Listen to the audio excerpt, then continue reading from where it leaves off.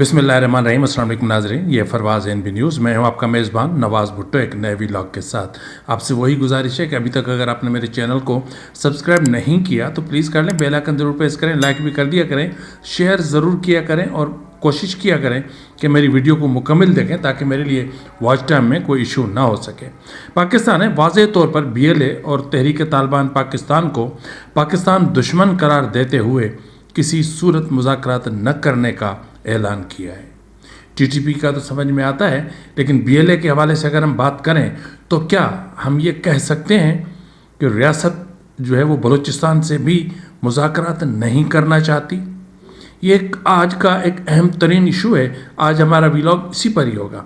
लेकिन आपको पता है कि जो एक यूँ समझ लें कि एक पपेट टाइप के जो चीफ मिनिस्टर हैं बलूचिस्तान, सरफराज बुगटी, उन्होंने जंगजुओं पर इल्ज़ाम आयद किया है या फिर अपनी नाकामी का एतराफ़ किया है और वो फरमा रहे हैं कि जंगजू अब असलहे की तरसील के लिए ख़वातीन का इस्तेमाल कर रहे हैं। ये बहुत बड़ा इल्ज़ाम है, क्योंकि जहाँ तक मैं समझ रहा हूँ कि पिछले कई दिनों से पूरा बलूचिस्तान लॉकडाउन में चल रहा है। पूरे बलूचिस्तान को सरफराज बुगटी के एक हुक्म ने लॉकडाउन पर लगा रखा है, क्योंकि सरफराज बुगटी बुनियादी तौर पर ख़ुद तो कुछ नहीं है, वो तो एक चाबी की गुड़िया है।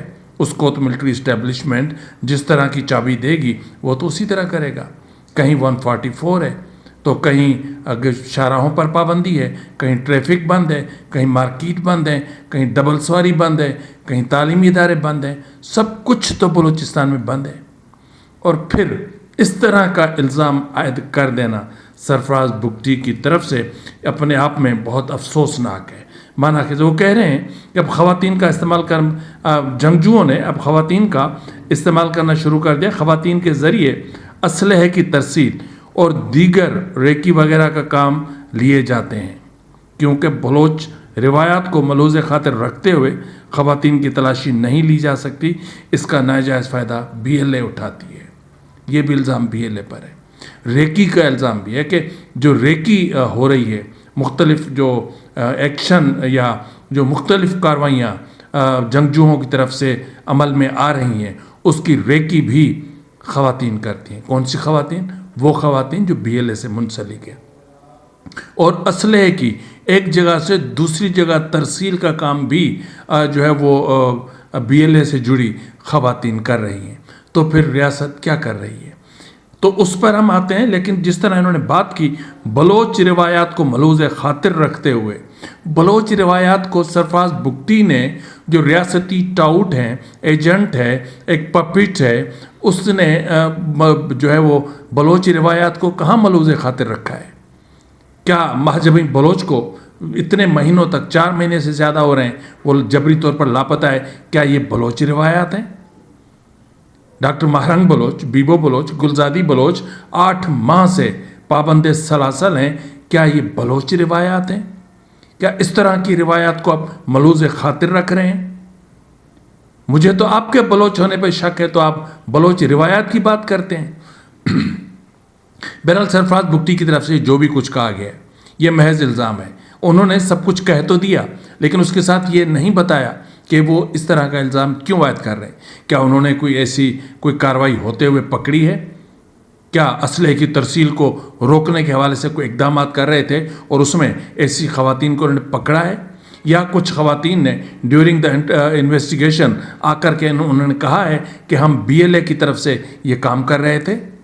तो इस तरह के इल्ज़ामात आयद कर देना मामलात को मज़ीद बिगाड़ देते हैं। आप समझ रहे होंगे कि मैं BLA, BLF या बलूचिस्तान की जंगजू ऑर्गेनाइजेशंस का हामी हूँ। ऐसा कतन नहीं है। मैं बलूचिस्तान में एक ग्रैंड डायलॉग का हामी हूँ। अब मैं ये नहीं कह सकता कि बलूचिस्तान में आइन को नाफिज किया जाए, क्योंकि आइन तो बेचारा ख़त्म हो गया। आज जब आर्मी एक्ट है या बिल है 2025 का, उस पर जब आसिफ जरदारी ने दस्तखत जिस पल की है, उस पल तो सब कुछ ख़त्म हो गया। तो बहरहाल इस वक्त जो सूरत हाल है बलूचिस्तान की वो बहुत कशीदा है। मैं किसी जंगजू तंजीम का हामी नहीं हूँ, लेकिन रियासत बलूचिस्तान को जिस नहज पर लेकर गई है, मेरे लिए वो ज़रूर तशवीशनाक है।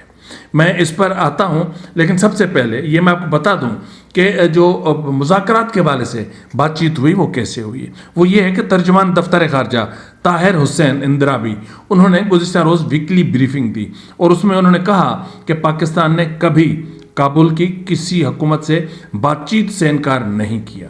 ताहम पाकिस्तान किसी भी दहशतगर्द गिरोह, वो तहरीक तालिबान पाकिस्तान TTP हो या बलूचिस्तान लिबरेशन आर्मी BLA हो, उनसे मुज़ाकरात नहीं करेगा।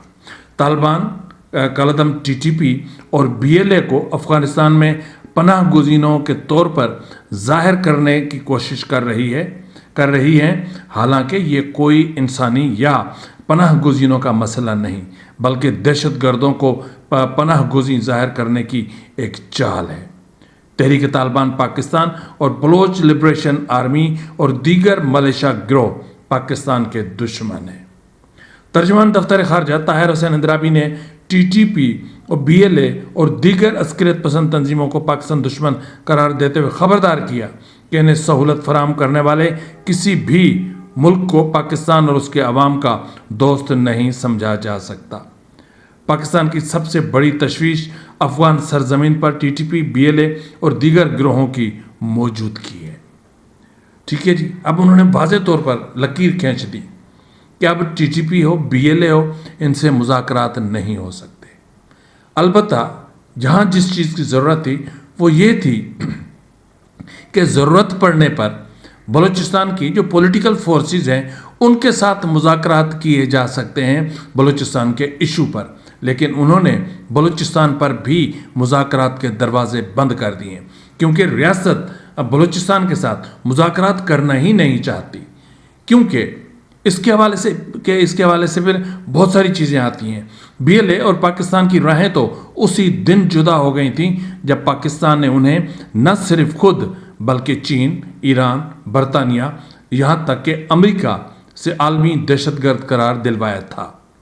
मुज़ाकरात के दरवाजे बंद करने का मतलब हक़ाइक़ से फ़रार के मुतरादिफ है। रियासत BLA से मुज़ाकरात नहीं चाहती या बलोचों से नज़रें मिलाने के काबिल नहीं है। जवाब तो देना पड़ेगा। BLA क्यों बनी, किन हालात में बनी, कितने बलोच लापता किए गए, कितने बलोचों का मावराए अदालत कत्ल किया गया। एक एक सवाल का रियासत को जवाब तो देना पड़ेगा।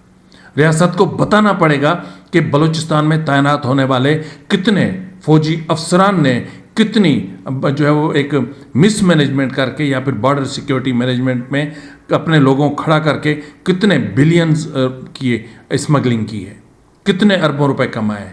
ये बाबा जॉन्स ये सब कुछ इस तरह तो नहीं बनता ना। ये भी बताना पड़ेगा इन्हें कि कितने लोगों का यहाँ कत्ताल हुआ है। एक एक चीज़ बतानी पड़ेगी। मुज़ाकरात तो तब होंगे ना। एक चीज़ मैं आपको बता दूँ, ये भी अच्छा किया इस्टेब्लिशमेंट ने कि क्लियर कर दिया, वाज़े कर दिया कि हम मुज़ाकरात नहीं करेंगे। वरना ऐसा भी हो सकता था कि रियासत मुज़ाकरात के नाम पर धोखा भी तो दे सकती थी, जैसे नौरोज़ खान को अयूब खान के दौर में ब्रिगेडियर रियाज हुसैन की शक्ल में कुरान उठाकर दिया गया था। कुरान दिखाकर नौरोज़ खान को पहाड़ों से नीचे उतारा गया और फिर उसके बेटों और साथियों को सजाए मौत दे दी गई। नवाब अकबर बुगटी के साथ भी तो फौजी भेजकर नेगोशिएट किया गया था ना। जब वो पहाड़ में पहुंचे, नवाब अकबर बुगटी के पास पहुंचे, तो उस पहाड़ पर एक मिसाइल दाग दिया गया। तो भरोसा इस्टेब्लिशमेंट का कर सकते हैं? नहीं कर सकते, क्योंकि इस्टेब्लिशमेंट को यह भी बताना पड़ेगा कि इनके फौजियों ने कितने बलूचिस्तान से जो मादनियात है, कितना मादन चोरी किया है, कितने कीमती पत्थर चोरी किए हैं, कितने बोरियां भर के, गाड़ियां भर के कराची की मार्केट में बेची हैं। ये भी बताना पड़ेगा। ये सब चीज़ें बतानी पड़ेंगी। तो इसलिए फिर ये बात करते हैं TTP के हवाले से। तो TTP के हवाले से क्या इन्होंने पहले कभी TTP से मुज़ाकरात नहीं किए? क्या TTP से कोई बातचीत नहीं की?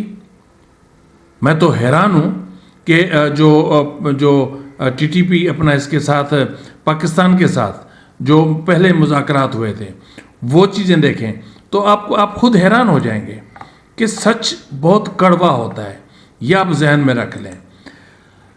अब अगर हम देखें तो सलीम शहजाद की किताब है inside Al Qaeda and the Taliban beyond bin Laden. उसमें लिखते हैं कि 24 अप्रैल 2004 को शिकई अमन मुआहदा किया गया, जो पाकिस्तान मुखालिफ शिद्दत पसंदों और हुकूमत के दरमियान अपने तिर्स का पहला मुआहदा था।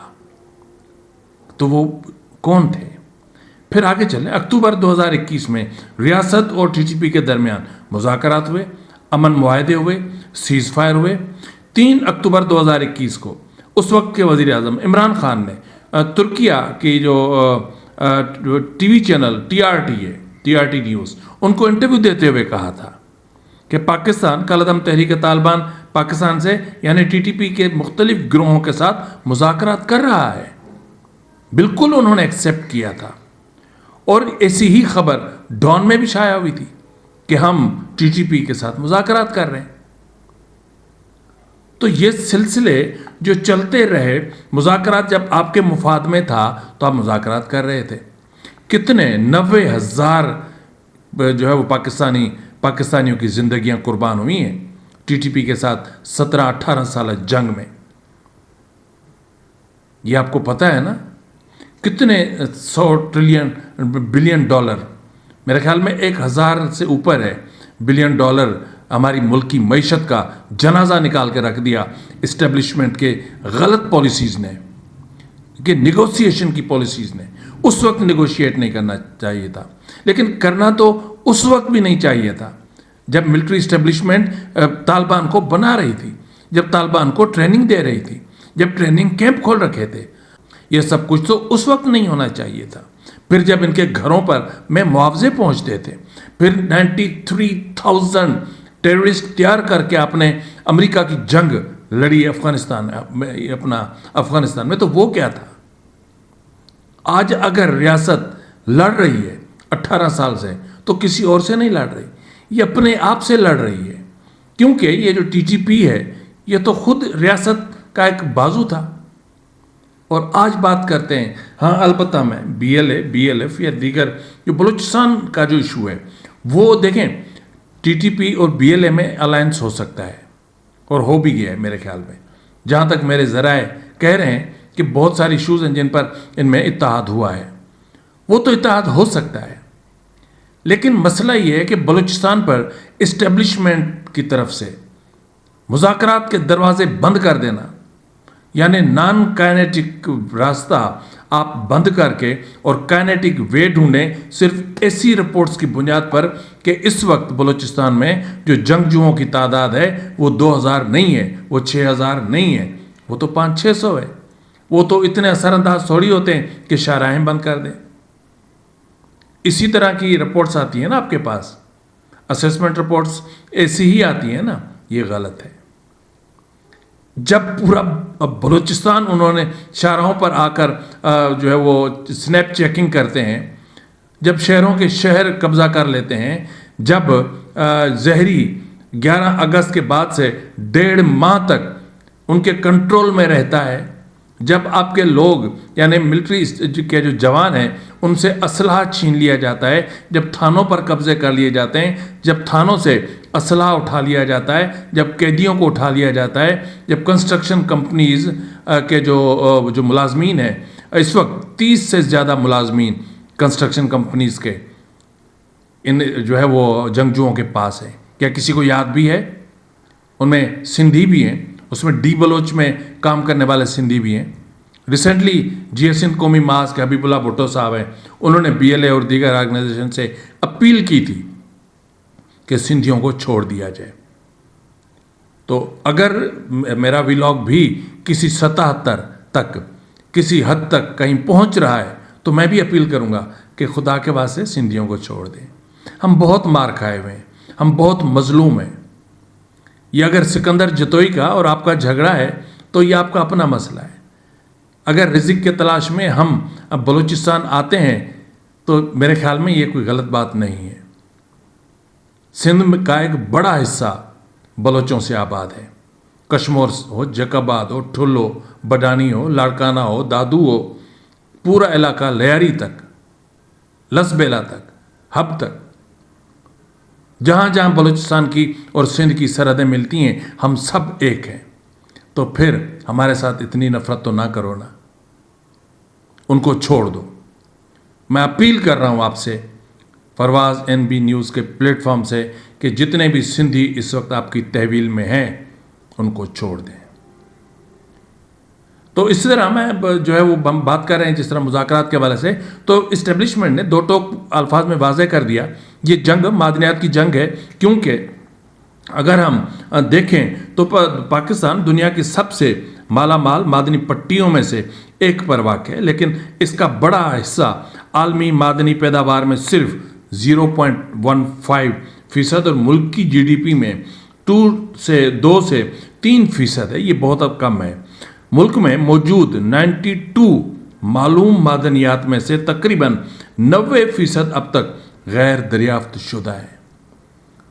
बलूचिस्तान के पहाड़ सोने के हैं, बलूचिस्तान की ज़मीन में सोना है, बलूचिस्तान की मट्टी में मादनियात है, बलूचिस्तान की गहराइयों में, ज़मीन की गहराइयों में मादनियात है।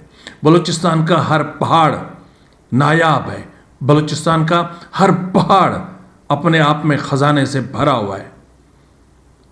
तो ये लेकिन बदकिस्मती ये है कि ये सब मादनियात, ये सब पहाड़, ये सब सोना, ये तांबा, ये पीतल, ये लोहा, ये जो भी कुछ निकल रहा है, चांदी, सब बलोचों का दुश्मन बना हुआ है। और बलोच बच्चा आज भी बलूचिस्तान में नंगे पांव घूमता है। बलोच माँ आज भी मटका सर पे उठाकर पानी की तलाश में सरगर्दा रहती है। सुई से गैस निकलती है जो पूरे मुल्क में जाती है, लेकिन सुई आज भी गैस से महरूम है। तो क्या ये बलूच अवाम के साथ इंसाफ है? क्यों इस्टेब्लिशमेंट बलूचिस्तान के साथ बात नहीं करना चाहती? इसलिए नहीं करना चाहती, इस्टेब्लिशमेंट को पता है कि अगर हमने बात की तो हमें जवाब देना पड़ेगा कि बलोच बच्चा नंगे पांव क्यों है, बलूचिस्तान में लिटरेसी रेट कम से कम क्यों है, बलूचिस्तान में गुर्बत की शरह सबसे ज़्यादा क्यों है, सबसे ज़्यादा बलोच पावर्टी लाइन से नीचे क्यों है, सबसे कम स्कूल बलूचिस्तान में क्यों है, सबसे कम यूनिवर्सिटीज़ बलूचिस्तान में क्यों है, सबसे कम हॉस्पिटल्स बलूचिस्तान में क्यों हैं, और बलूचिस्तान में free fair and transparent election कब होंगे, बलोच कब तक सरदारों का गुलाम रहेगा, कब तक बलोच माएँ अपने बच्चों के इंतज़ार में बैठी रहेंगी जिनको जबरी तौर पर लापता किया गया, जिनको कत्ल किया गया मावराए अदालत।